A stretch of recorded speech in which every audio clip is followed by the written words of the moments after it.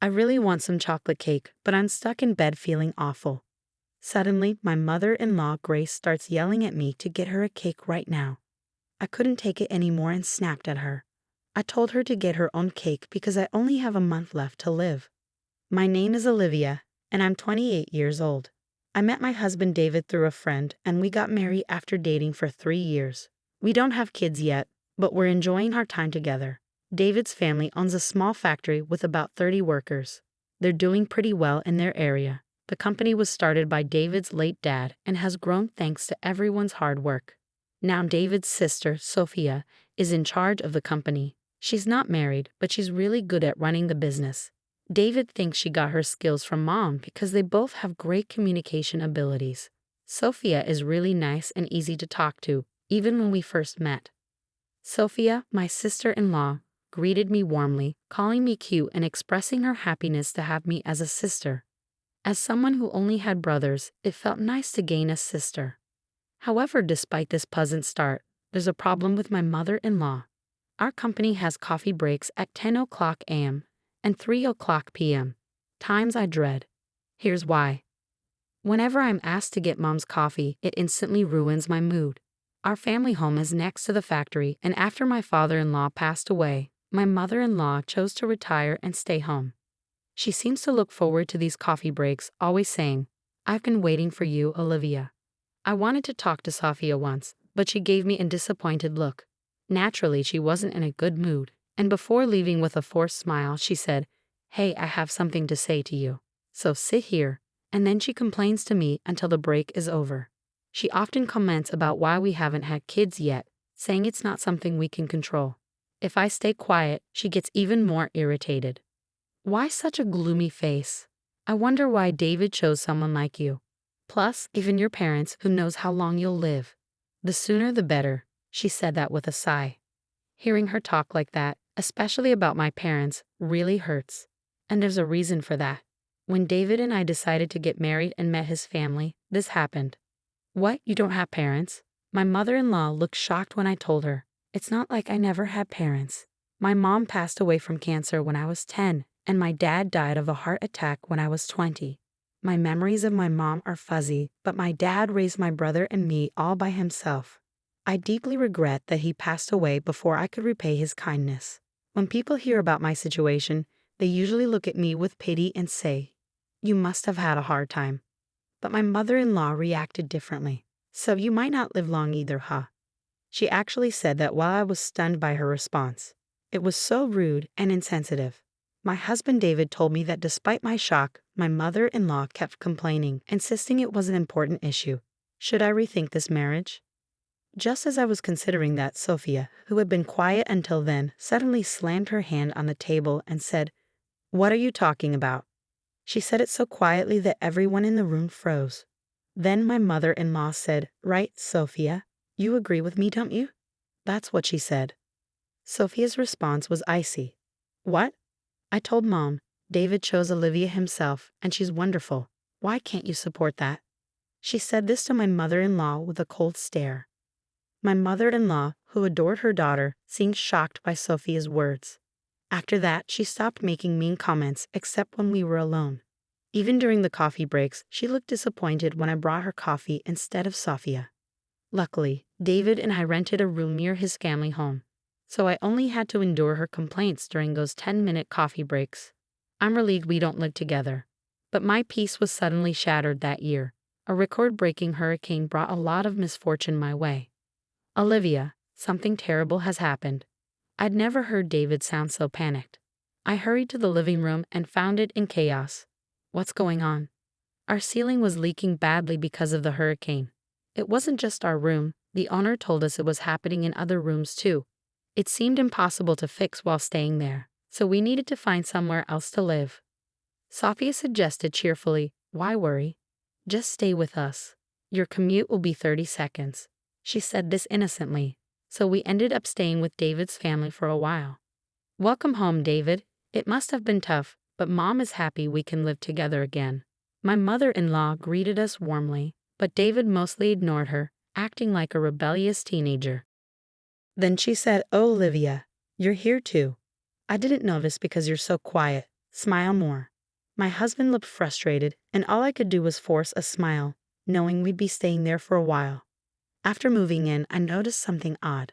The first time was during dinner on our first night. Wanting to show my appreciation, I cooked bread, soup, and steak. It wasn't fancy, but my mother-in-law and sister-in-law said it was delicious and finished it all. I felt genuinely relieved. After a while, my mother-in-law suddenly stood up and brought a container from the fridge, humming a tune. She opened it and piled a ton of its contents onto her steak. Mom, you're still eating that stuff." My husband, sitting next to me, looked disgusted. Sophia, my sister-in-law, rolled her eyes and said she won't stop no matter how many times I tell her. "I've given up."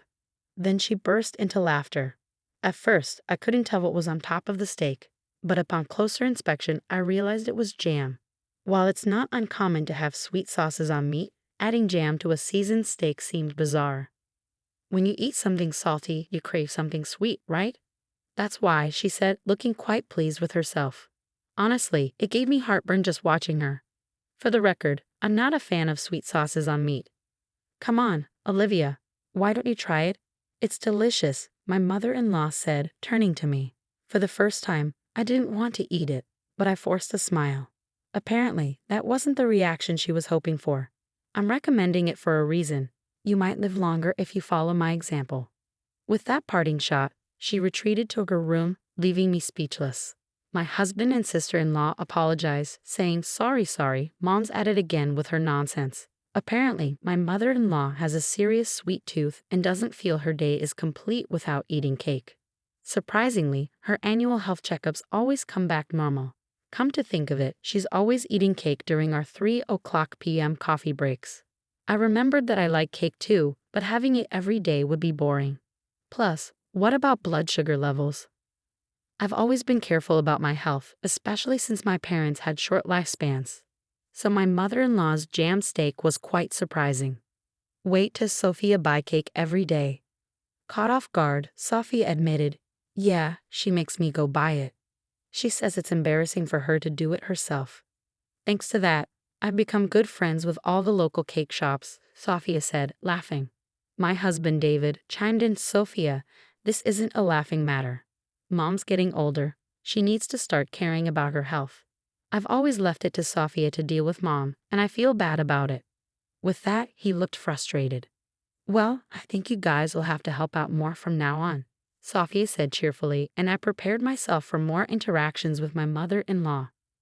Living with my in-laws made my commute much shorter, so I took the lead in doing household chores before and after work. I tried to talk to my mother-in-law, but she often ignored me or gave me the cold shoulder. Despite that, she never missed a chance to complain about the kids during our coffee breaks. Since moving here, I've been having more rough days. It's probably the stress. My mood was low and my husband noticed. He offered several times to go to the doctor with me. "Let's move out and stay at a hotel for a while," he suggested, but I turned it down because it felt like a waste of money, and the nearest hotel was still a bit far. Then the worst news came, a week-long business trip. I was stunned when my husband told me. The reason for my dread? Sophia, my sister-in-law, would also be going, meaning I'd be alone with my mother-in-law. Yeah, I said it. My husband offered to take me with him, but I thought, it's just a week. I hope I can manage, especially since I still wasn't feeling well. On the day they left, Sophia sent me a mother-in-law survival guide to my phone. "If anything happens, just give her cake and you'll be fine." I couldn't help but laugh. The guide included local cake shops and my mother-in-law's favorite cakes from each. For someone like me who was gearing up for a tough week, this information was a lifesaver. In a week, our home renovations would be done, and we could move back. I thought optimistically. I could handle this, but that hope faded on the first night. When I returned from work, my mother-in-law was blocking the entrance. "You know why I'm angry, don't you?" she snapped. "No, I don't. I'm not psychic," I replied, losing patience. "You missed both the 10:00 a.m. and 3:00 p.m. coffee breaks today." Her words caught me off guard. Indeed, with my husband and Sophia away and end-of-month tasks piling up, I'd completely forgotten about my mother-in-law's coffee breaks, and I never had a coffee break myself.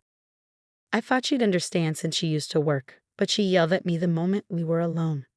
"You start this harassment, you wicked woman," she said with an angry look. I felt a huge disconnect. Why was I being yelled at like this? Did I deserve to be called wicked? Suppressing my anger, I thought, "It's just a few more days," and said, "I did buy cake during my lunch break. It's in the office fridge. Sorry I didn't bring it here." Her face instantly changed from angry to smiling. "Let's forget about today. Don't forget tomorrow, okay?" she said cheerfully and went back to her room.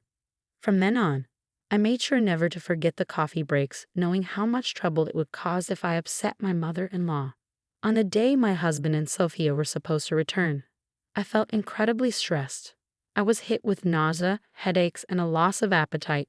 I took the day off and went to the hospital. "It's pretty serious. Can your family come right away?" I couldn't stop crying at the doctor's words.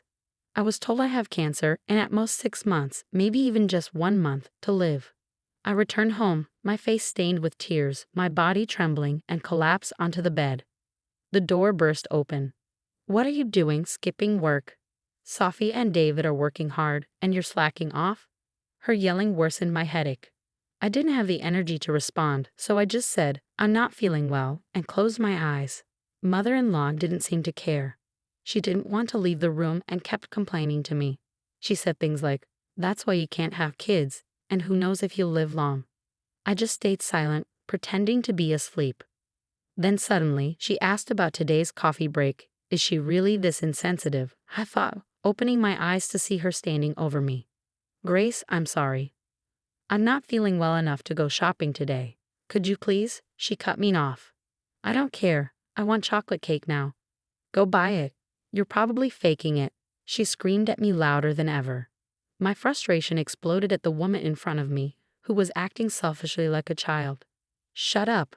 Listen to me. I have 1 month to live. Go buy your own damn cake, you idiot."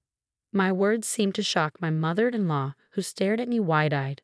Then, from behind her, "Mom, what are you doing? And Olivia, what do you mean by 1 more month?" My husband, looking pale, and my sister-in-law, equally concerned, were standing there. "Oh, weren't you supposed to come back tomorrow?" Ignoring the visibly shaken mother-in-law, my husband came to my side. I felt so relieved by his action that I burst into tears. "I can't take it anymore. The doctor says it might be cancer, and I'm not feeling well, but you keep nagging me to go buy cake. Enough is enough. Stop bothering me about the kids too.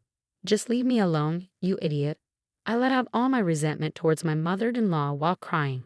My husband and sister-in-law looked at her with cold eyes. "Sending a sick person to buy cake. Are you stupid?" Sophia, who's usually all smiles, had a face I'd never seen before, a terrifying one. "You've been making snide remarks about the kids. Look, I didn't say anything because it's a private matter, but the reason we can't have kids is me." My husband raised his voice as he said this. In reality, about a year after we got married, we consulted a doctor because we were having trouble conceiving. The tests showed that I was fine, but my husband's numbers were low. He felt really down about it and kept apologizing to me with a sad face. I didn't want to make him feel that way, so I avoided talking about kids as much as possible. I did want children, but I thought life with just my husband was enough. I never considered leaving him because we couldn't have kids. I didn't tell my mother-in-law because I knew she'd start nagging. She listened to my husband's words with a face like her soul had been sucked out. Just then, my cell phone rang. The caller ID showed it was the hospital. "Hello, yes, right now. My husband just got home." "Okay, understood." The doctor who had called earlier sounded urgent, asking us to come right away. Am I really that sick? I started to cry from the anxiety. "It's okay, Olivia. Can you stand? I'm with you." My husband, who also looked like he was about to cry, and I rushed to the hospital. As we were leaving, I caught a glimpse of my mother-in-law getting a stern lecture from Sophia. When we arrived at the hospital, we were immediately ushered into a room where the doctor and even the hospital director were waiting to offer us a deep apology. It was a misdiagnosis. According to the doctor, they had mixed up my medical records with another patient who had the same name and birth date as me. I couldn't believe such a thing could happen, but the doctor did look extremely worn out. This incident was later covered in a local news segment, and the hospital vowed to review its working conditions. We were then referred to another hospital. When we returned to my in-laws' house, My mother-in-law seemed to have been scolded by Sophia and was shrinking in her seat. Sophia later told me she was worried that her newlywed son might lose his wife and be heartbroken. It might be love turned inside out, but it was a real hassle seeing our tear-streaked faces. Even my mother-in-law broke down. Did I really do something that bad? She started crying. So what about Olivia? Sophia asked with a concerned look. I'm pregnant, I said, tears of joy filling my eyes. My husband was also shedding tears of happiness beside me. We immediately went to the maternity hospital as advised. It's still early, but yes, you're pregnant. We can confirm the heartbeat. Hearing that, we both burst into tears, even though we were in a hospital. Sophia also cried, saying, I'm so glad, so very glad. As for what happened next, Sophia got engaged to her long-term boyfriend and moved to another state with him after quitting her job. We had heard about this beforehand, so it wasn't a surprise. My husband, who was taking over as the new CEO, seemed to have his hands full with client visits. The business trip, by the way, was for that reason. He told me later that he was able to come home a day early because it ended sooner than expected. Mother-in-law seemed to know nothing about it. What? Getting married, quitting her job, and moving to another state. She was shocked. Sophia told her, yeah, I told you. Remember? Well, it doesn't matter. It's settled. Mother-in-law was in a daze, and we all laughed. We returned home to find our leaky roof repaired and our room looking brand new. We cheered in delight. Things remained awkward with mother-in-law. My husband was angrier than I was and said he never wanted to see her again. But mother-in-law started showing up occasionally during our coffee breaks, holding not cake but small snacks like biscuits. She had stopped the daily cakes and jam steaks, apparently trying to be more health-conscious now that she knew a grandchild was on the way. Employees who had worked there since my father-in-law was CEO seemed happy to see mother-in-law. So I realized she wasn't inherently a bad person. Our conversations gradually increased, and she stopped complaining. When our daughter Emma was born, mother-in-law transformed. She started doing things like buying diapers and leaving side dishes for dinner, saying, feel free to eat. You're always working so hard. Even when she knew I was home, she'd send a message and leave without ringing the doorbell. The side dishes were in a cooler, and I appreciated her thoughtfulness. I felt I could get along with this version of mother-in-law. What really convinced me was when Emma was born. Mother-in-law took my hand and said, thank you, Olivia. Really, thank you. Seeing her tears, I knew she was sincere. Sophia also seems to be doing well and recently announced her pregnancy. It seems like it won't be long before we all gather at the in-laws' house for a friendly meal.